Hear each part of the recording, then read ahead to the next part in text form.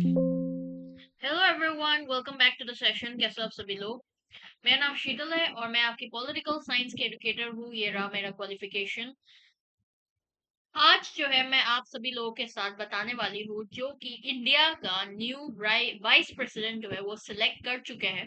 ठीक है, तो उनके इंफॉर्मेशन रिगार्डिंग किस तरीके से जो है वाइस प्रेसिडेंट को चूज किया जाता है, कौन है अब हमारा नया वाइस प्रेसिडेंट, इन सब डिटेल्स जो है मैं आज के जो सेशन में इसमें बताने वाली हूँ। आपका 21 जुलाई को जब से आपके धनखड़ जी जो आपके एक्स प्राइम वाइस प्रेसिडेंट थे, तो उन्होंने मतलब अपने आप जो है रिटायरमेंट जो है लिया था हेल्थ के पर्पस से। तो उसके बाद हमारे जो है इंडिया के वाइस प्रेसिडेंट में मतलब उनका जो पोजीशन है वो फिल नहीं हुआ था।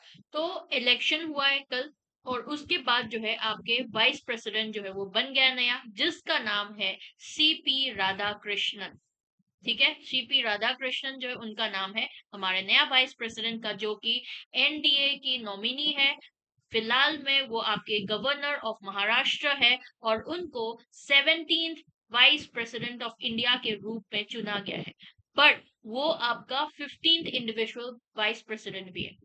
ये मैं दोनों चीज को क्यों लेकर आ रही हूँ, क्योंकि बहुत सारे लोगों को ना इनमें कंफ्यूजन है। कुछ जगहों पे लिखा हुआ है 17 वाइस प्रेसिडेंट, कुछ जगहों पे लिखा हुआ है 15 वाइस प्रेसिडेंट। तो ये कंफ्यूजन क्यों है? जैसे कि आपके और भी प्राइम वाइस प्रेसिडेंट ऐसा रह चुका है जिसने 2 टर्म्स के लिए वाइस प्रेसिडेंट बने हैं, तो वो एक ही इंसान ही तो थे, तो इसीलिए आपका टर्म तो अलग अलग था। जब आपके टर्म वाइज कैलकुलेट करेंगे तो वो 17th वाइस प्रेसिडेंट है, बट इंडिविजुअल जिसने वाइस प्रेसिडेंट बना है उसमें 15th नंबर पे आते हैं, मतलब he is the 15th one. तो इसीलिए ये आपका जो है कंफ्यूजन क्रिएट होती है। तो मैंने आप लोगों के क्लियर कर दिया।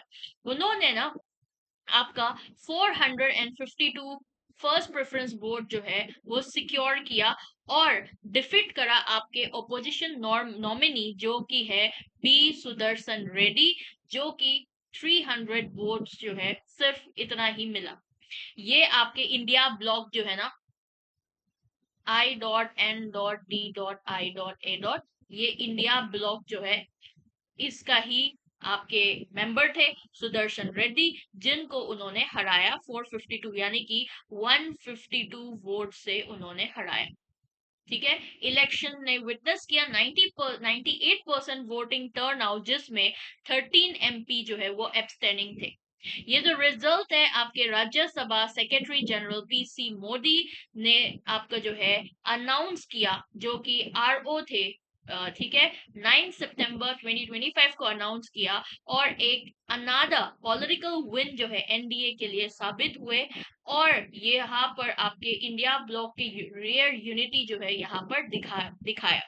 ये जो इलेक्शन है सिर्फ ये डिटरमाइन नहीं करते चेयरमैन ऑफ राज्यसभा का, बट ऑल्सो आपके बाद का जो आने वाला समय है उनका जो कोलिएशन का जो अलाइनमेंट होने वाला है इंडियन पॉलिटिक्स में, उसको भी शामिल किया जाता है। वाइस प्रेसिडेंट जो है वो कौन इलेक्ट करता है, क्या डिफरेंस है? आपका जो है मेंबर ऑफ पार्लियामेंट जो है ना, यानी कि लोकसभा में जो आपका मेंबर्स है और राज्यसभा में जो मेंबर्स है, दोनों यहाँ का जो मेंबर्स है सारे, वो वाइस प्रेसिडेंट के इलेक्शन में शामिल होते हैं। दोनों, जिसमें इंक्लूड होता है आपके नॉमिनेटेड मेंबर्स भी। ऑलराइट, प्रेसिडेंट के इलेक्शन में नॉमिनेटेड मेंबर्स नहीं होते, क्योंकि वो प्रेसिडेंट को अपना जो है क्या दे सकता है, प्रेसिडेंट चूज किया हुआ मेंबर्स होता है, इसलिए नॉमिनेटेड मेंबर्स शामिल नहीं होते। बट वाइस प्रेसिडेंट के इलेक्शन में आपका नॉमिनेटेड मेंबर्स भी शामिल है।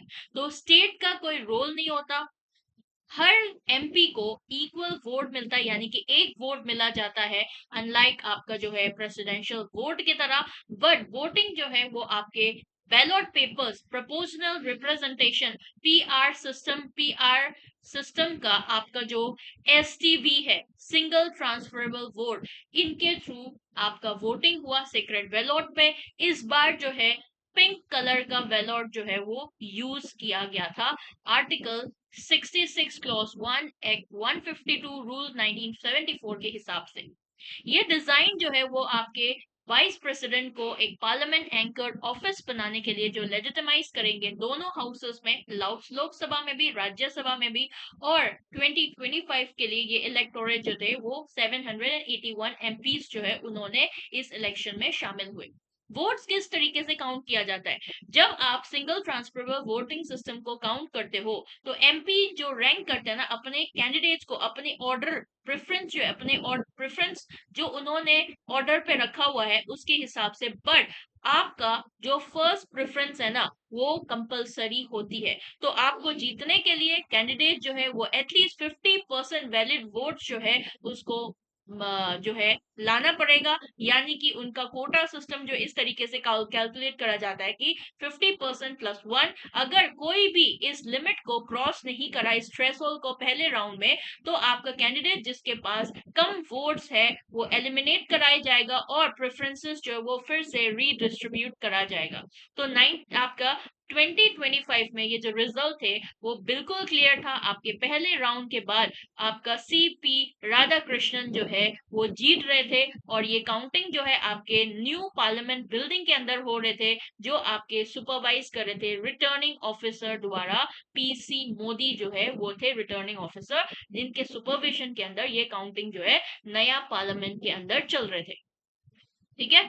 टर्म एंड ऑथ, इनका जो टर्म, इनका ओथ किस तरीके से होता है? वाइस प्रेसिडेंट जो है वो 5 साल के कार्यकाल जो है वो संभालता है, जो इमीडिएटली आपका जैसे ऑफिस एज्यूम करेंगे ना उसी पॉइंट ऑफ टाइम से शुरू होते हैं। आपका जब टर्म कंप्लीट हो जाता है तो आपके जो है कंटिन्यूस रहती है जब तक आपका सक्सेसर जो आपके जगह को फिल करेंगे, जब चार्ज नहीं लेते तब तक जो है आप कंटिन्यू रहेंगे, क्योंकि कोई भी वैक्यूम जो है वो नहीं हो सकता। यानी कि इस पोजीशन का खाली रखना वो अलाउड ही नहीं है, वो एप्लीकेबल ही नहीं है। तो ये जो ओथ है ऑफिस का वो एडमिनिस्टर करा जाता जो है वो री इलेक्शन मांग सकते हैं, जो कि आपने आपके ऐतिहासिक तौर पर भी देखा गया है। और जब रेजिग्नेशन की केस होती है, रिमूवल की केस होती है या फिर उनका निधन की केस होती है, तब फ्रेश इलेक्शन जो है वो होते हैं।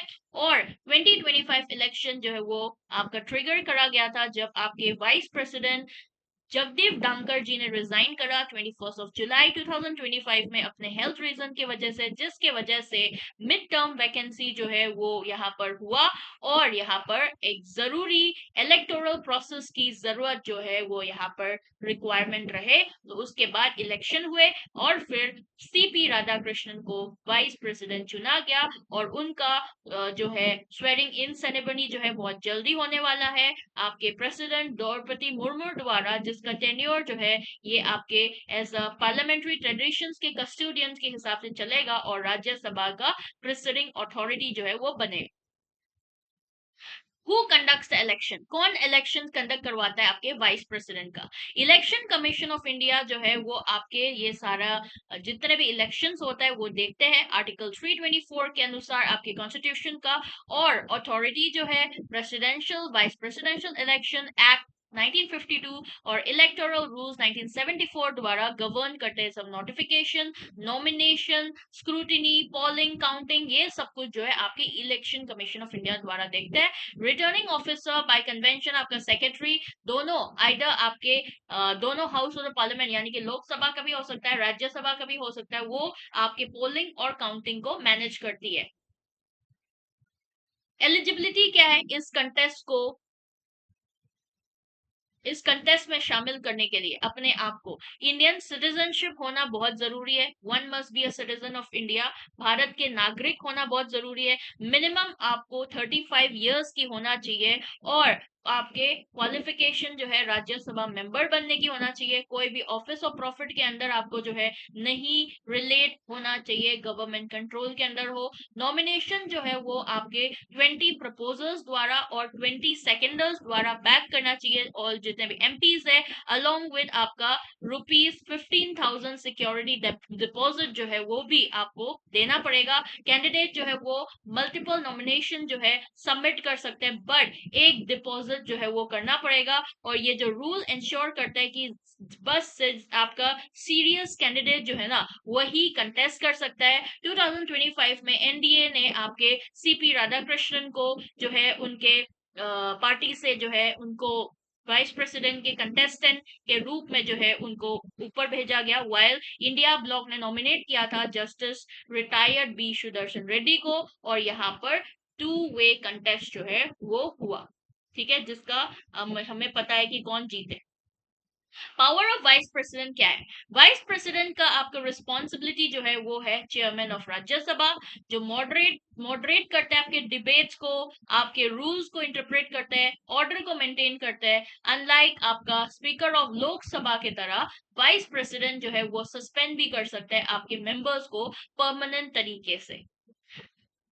और आपका जो है पार्लियामेंट के बियॉन्ड अगर हम देखते हैं तो वाइस प्रेसिडेंट जो है वो चार्ज को एज्यूम करेगा एज एन एक्टिंग प्रेसिडेंट अगर प्रेसिडेंट के जो आपका सीट जो है ना वो वैकेंट मिलती है, तो आपका एक्टिंग प्रेसिडेंट के रूप में भी वो काम करेंगे। और तब जो है वो सेरेमोनियल होगा, रोजमर्रा की जो राजनीति है उसके हिसाब से ऑफिस जो है वो सेफगार्ड करने वाला है कॉन्स्टिट्यूशनल स्टेबिलिटी द्वारा इमरजेंसी के टाइम पीरियड में। और राधा कृष्णन के इलेक्शंस के साथ राज्यसभा ने आपका एक प्रेसिडिंग ऑफिसर को भी साउदर्न इंडिया से गेन कर लिया। और फर्दर आपका डाइवर्सिफाइंग नेशंस का जो रिप्रेजेंटेशन है कॉन्स्टिट्यूशनल ऑफिस में वो भी देखने को मिल रहा है। 2025 के इलेक्शन बैटल में क्या हुआ कि 2025 के वाइस प्रेसिडेंट इलेक्शन में आपका जो लड़ रहे थे सीपी राधाकृष्णन एनडीए के नॉमिनी, गवर्नर ऑफ महाराष्ट्र भी थे, और justice retired B Sudarshan Reddy India block के कैंडिडेट और आपका फॉर्मर सुप्रीम कोर्ट जज भी थे। और एनडीए ने एंजॉय किया न्यूमेरिकल सुपीरियोरिटी, यानी कि आपके बहुमत से उन्होंने वोट जीता है। राधाकृष्णन जो है वो उनका फेवरेट बने। हाउएवर इंडियन ब्लॉक जो है उनका अनप्रेसिडेंटेड 100% टर्नआउट जो यानी कि 315 एमपीज जो है वो उन्होंने उनका साथ दिया था। और यहाँ पर 15 एमपी जो एब्सटेंड हो गया था तो 300 वोट ही मिल पाए। बट यहाँ पर 3 ऐसे रीजनल पार्टीज थे, बीजेडी, एसएडी, बीआरएस, उनको एब्सटेन किया गया, जिसके वजह से टोटल वोटिंग स्ट्रेंथ जो है वो रिड्यूस हुए। और आपके ऑपोजिशन के unity, despite opposition unity, NDA का स्ट्रेंथ जो है उन्होंने इंश्योर किया राधाकृष्णन की विक्ट्री 452 वोट्स के साथ आपके रेड्डी के अगेंस्ट, जो कि 300 वोट ही सिक्योर कर पाए। सीपी राधाकृष्णन जो कि 17 वाइस प्रेसिडेंट ऑफ इंडिया बने हैं, आपका वाइस प्रेसिडेंट ऑफ इंडिया जो है वो सेकंड हाईएस्ट कॉन्स्टिट्यूशनल ऑफिस जो है वो संभालते हैं आपके कंट्री में, यानी कि सेकंड सिटीजन ऑफ इंडिया के नाम से हम जाना जा सकते हैं आपके प्रेसिडेंट ऑफ इंडिया के बाद। और ये जो पोजीशन है वो डिफाइन करते हैं, गवर्न करते हैं आपके आर्टिकल 63 से लेकर 71 तक इंडियन कॉन्स्टिट्यूशन का। और ये सिर्फ आपका वाइस प्रेसिडेंट ही नहीं है इंडिया का, बट आपके एक्स ऑफिशियो चेयरमैन राज्यसभा का भी है, ठीक है। तो ये था आज का सेशन, आप लोगों को मजा आया होगा आज के सेशन में। अगर आपको पसंद आया तो जरूर लाइक कर लेना सेशन को, और इस चैनल यानी कि जेआरएफ नीति चैनल को भी सब्सक्राइब कर लीजिए। जितने भी आपके political science, public administration exam से रिलेटेड आपके जो सिलेबस है, आपके अलग अलग जो भी नोटिफिकेशन कुछ भी जो अपडेटेड है, उन सारे चीजों को लेकर हम लेकर आने वाला है। UGC NET, assistant professor, SET, college lecture exams, इन सारे चीजों से रिलेटेड। तो इसलिए जेआरएफ नीति चैनल को जरूर सब्सक्राइब कीजिए। और सेशन पसंद आया तो जरूर लाइक कर देना। Thank you so much for watching. मिलते हैं अगले सेशन में। Bye bye and take care.